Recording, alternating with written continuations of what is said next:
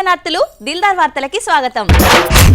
సిరి, నాకు ధర్మ సందేహం వచ్చింది. అడుగు. ఆలస్యం ఎందుకు? సర్కార్లు మారినప్పుడల్లా పథకాల పేర్లు బిల్డింగ్ల కలర్లు మార్చారు కాబట్టి సరిపోయింది. పుస్తకాల పాఠాలు మారిస్తే కట్టమే కదా.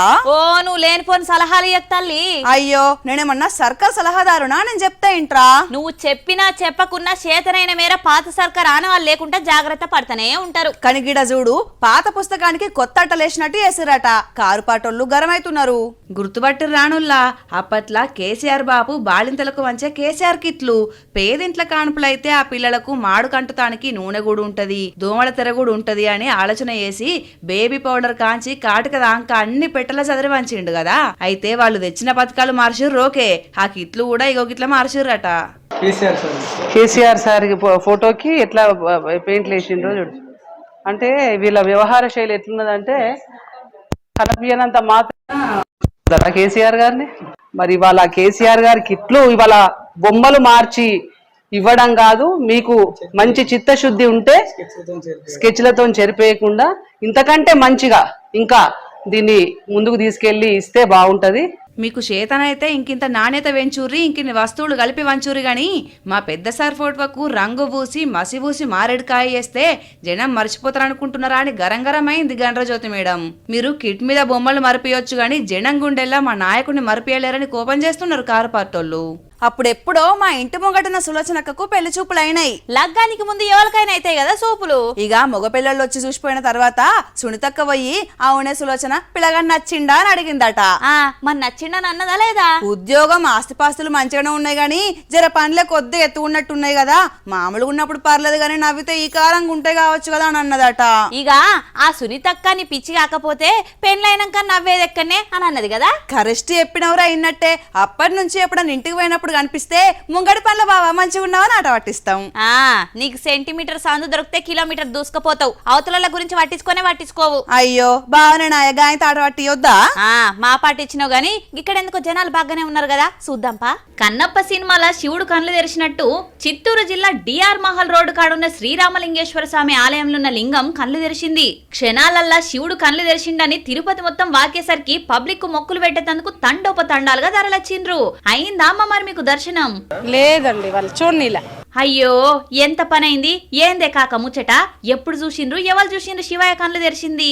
రామేశ్వరంలో సీతాదేవి స్థాపించినటువంటి ముహూర్తానికే ఇక్కడ శివలింగాన్ని స్థాపించడం జరిగింది. అదే లగ్నంలో ఎప్పుడు లేని విధంగా శివలింగంలో కళ్ళు తెరిచినట్టు అందరూ భక్తులందరూ గమనించి అందరూ దర్శనానికి అందరూ రావడం జరిగింది.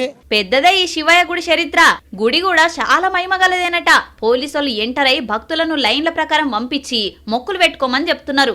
ఏందో దేవుడు అప్పుడప్పుడు గిసొంటి మహిమలు చూపెడతాడు. పరీక్షలంటే చిన్నప్పుడు మస్తు భయం ఉండేది, ఎట్లా రాసుడో ఏం రాసుడోనని. అదేందో గాని నేను చదువుకున్న ప్రశ్నలే వచ్చేటి, రాసి పాస్ అయ్యేదాన్ని. మరి నువ్వు? నేనైతే మొత్తం దేవుడి మీదనే భారం వేసేదాన్ని. ఏమని?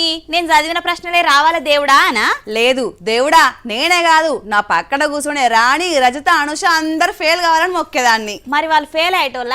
ఏ ఎగ్జామ్ లో ఫెయిల్ కాకపోదుర్రా, నాతో ముచ్చట్లు పెట్టేటోళ్ళు సీదా పరీక్షలప్పుడు మాత్రం పాస్ అయ్యేటోళ్ళు. నా మొక్కులు ఫలించకపోయేటి. వాళ్ళు ఇంటికాడ చదివేటోళ్ళు కావచ్చు, నువ్వు అక్కడ ఇక్కడ ముచ్చట్లేనాయి. నాకెందుకు అనుమానం రా, వాళ్ళు షిట్టీలు పెట్టి రాసిర్రా. ఏ సాల్తి, నువ్వు పరీక్షలు తప్పి మంది మీద పొద్దు పోతే ఎట్లా గాని గిల్ల వాళ్ళ గుర్రాలు వేసుకొని వస్తున్నారు. ఏందో ముచ్చట మరి.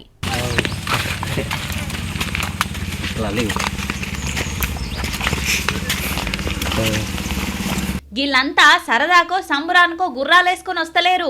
అల్లూరు జిల్లా అరకులోయలున్న తండాల పబ్లిక్ గోస చూడలేక చిన్న సీఎం పవన్ కళ్యాణ్ సారు 11 కోట్ల రూపాయల పైననే పైసలు విడుదల చేసిండట పోయిన జనవరిలా. ఇక ఇప్పటికీ కొబ్బరికాయ కొట్టి పనులు చురు చేయలేదని ప్రభుత్వం రోడ్డు శాంక్షన్ చేయడం జరిగింది. అయినా కూడా ఈ రోడ్డు ఇలాగే పూర్తి అవ్వకుండానే ఇలాగే ఉండిపోయింది. గతంలోనే డిప్యూటీ సీఎం గారు బల్లగారు టు వాజంగ్ వరకు ఈ రోడ్డుని సందర్శించి పాదయాత్ర కూడా చేయడం జరిగింది. అయినప్పటికీ రోడ్డు అలానే ఉంది. కాబట్టి తక్షణమే గవర్నమెంట్ ఈ ప్రభుత్వం స్పందించి ఈ రోడ్డుని పూర్తి చేయవలసిందిగా కోరుచున్నాము. ఇంకో ముచ్చట ఏందనంటే ఇంత లోపటూళ్ళల్లా 8 బళ్ళు 8 అంగన్వాడీ కేంద్రాలు ఉన్నాయట.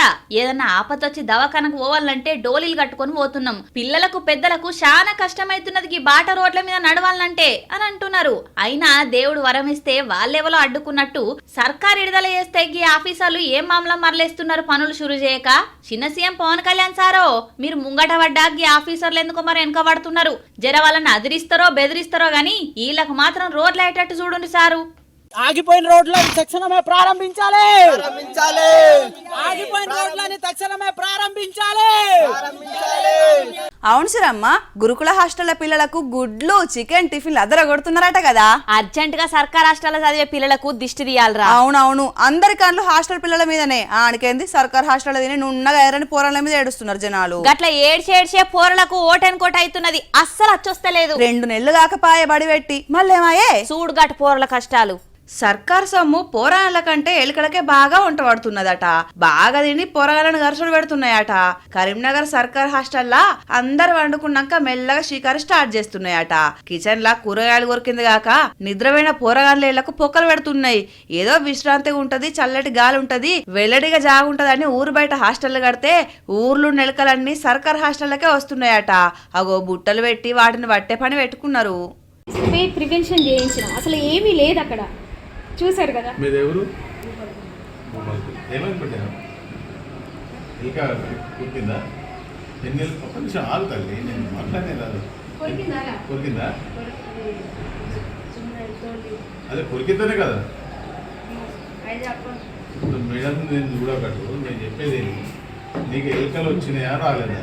వస్తే వచ్చినాయని చెప్పాడా లేకపోతే లేదు? ఎన్ని ఎలుకలు వచ్చినాయి మొత్తం?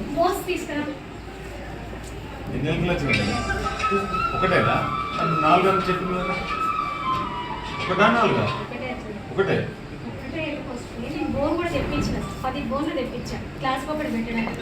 ఎప్పుడు తెప్పించారు? పోయినసారి తెప్పితే నిన్నగా ఖర్చు అదే ఇప్పుడు మీరు తెప్పించారు. ఎప్పటి నుంచో తెప్పించాను. అద్దమ్మా, ఈ ముచ్చట గిట్లుంటే మెదక్లా అంగన్వాడీ బల్లె చూడుర్రి సౌడి మిద్దలు గురిసినట్టు మీది కప్పు కూడా కింద పడుతున్నాయట. పేరుకే ఫ్రీగాని వాళ్ళ తిప్పలాళ్ళకున్నాయి పాపం. ఈ ఆదివారం అడవికి పోదామని అనుకుంటున్నా, నువ్వు ఇట్లొస్తావా? ఎందుకు గీ వానలకు తడిస్తే లేనిపోని రోగాలు నొప్పులు రావా? ఈ వానకాలం అంతా ఆదివారం అడవికి పోదాము. ఎందుకు చెప్తున్నానో ఎండు కొద్దిగా పిసగిట్లా లేచిందా నీకు? అడవికి ఎందుకనంటే అబ్బా అది సీక్రెట్, ఎవరికి చెప్పొద్దు. ఏందో సీక్రెట్ చెప్తే మనకు వచ్చే పైసలు బయటలోకి పోతాయి పిల్ల. అడవిలో చెట్ల గిట్ల పైసలు కానొస్తున్నాయా ఎట్లా? పోనిపో. అరే భగవంతా, ఎట్లా నీతో నేగుడిగా? ఇది వానకాలం కదా, భూమిలోకి వెళ్ళి వచ్చే పుట్టగొడవలు తెచ్చుకుందాము, మంచిగా అమ్ముకుందాం అని అంటే. గా పుట్టగొడుగులను ఎవరు పట్టించుకుంటారు చెప్పు? ఏంది పుట్టగొడుగులను ఎవరు పట్టించుకుంటారా? ఒక పారి వాటి రేటు వాడుకున్న డిమాండ్ ఎట్లుందో చూడు. వర్షాకాలంలో బోడ కాకరకాయ ఎంత ఫేమస్సో నాటు పుట్టగొడుగులు కూడా అంతే ఫేమస్. ఇక అనిపిస్తే చాలు కొనుక్కొని పోయి కమ్మంగా వండుకొని తింటారు పబ్లిక్. వీటి మీదికి ఏ మేకకూర రాదు, ఏ కోడికూర రాదు. అగో గంత రుచిగుంటది. అగ చూడుండ్రి విజయవాడ దిక్కు రోడ్ల మీద పెట్టి ఎట్లా అమ్ముతున్నారో. ఏమున్నది, కట్టొకటి 10 రూపాయలు, మహా అంటే 50 రూపాయలు అనుకుంటున్నారేమో. లేదు కట్ట 150 రూపాయలైనా కొనుక్కొని పోతున్నారంటే చూడుర్రి నాటు పుట్టగొడుగుల డిమాండ్ ఎట్లున్నదో. బేరాలు లేవు, గీరాలు లేవు, సీదెంత చెప్తే గంతేనట.